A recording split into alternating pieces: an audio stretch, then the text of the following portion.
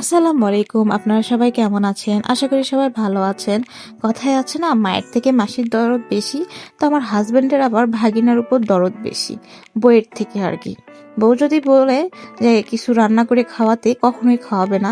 কবে থেকে একটু বলতেছি আমাকে একটু হালিম রান্না করে খাওয়াও, বা হালিম রান্না করব, তার গ্রামগুলো নিয়ে আসো, না নিয়ে আসবে না।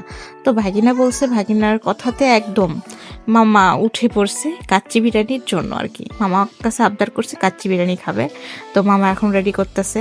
তো বাসমতি চালটা এখানে দিবে দেখে, তার ভিতরে স্টার ফর, কালো মরিচ, গোলমরিচ, আপনার সাদা এলাচ, কালো এলাচ, দালচিনি, তেজপাতা এগুলো দিয়ে দিয়ে ওখানে ওটা রেডি করে রাখলো পানিটা। এরপর মাংসটা ম্যারিনেট করার জন্য মানে গোলমরিচ, তারপর হলুদ, আপনার গরুর মাংসের মশলা রেডিমেড যেটা, তারপর পেঁয়াজ আর রসুনের পেস্ট, তারপর স্টার মশলা, আবার সাদা এলাচ, কালো এলাচ, ডালচিনি, তেজপাতা এ আর কি, এগুলা দিয়ে এখন এটা হচ্ছে রেডিমেড হোমমেড টক দই তৈরি করছে আমার হাজব্যান্ড আর কি বাসাতে।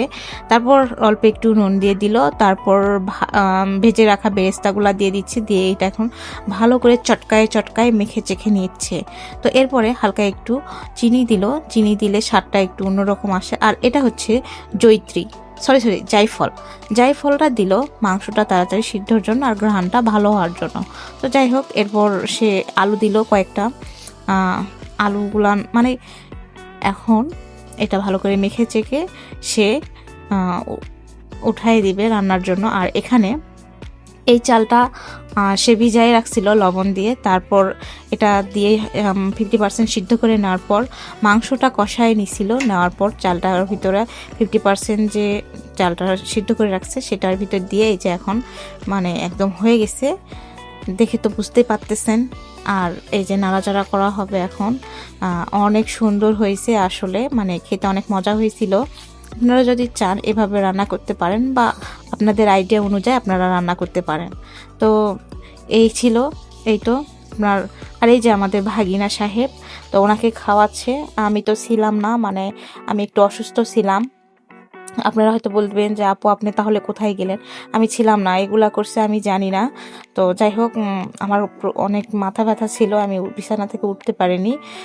তো রান্না করার পর সে আমাকে ডাকতেছে যে আসো, তুমি খাবে না? তো আমি বলতেছি যে না, আমার ভালো লাগতেছে না, তো খাবো না। সে তাও অনেক জোর করে আমাকে এক প্লেট ধরাই দিছে।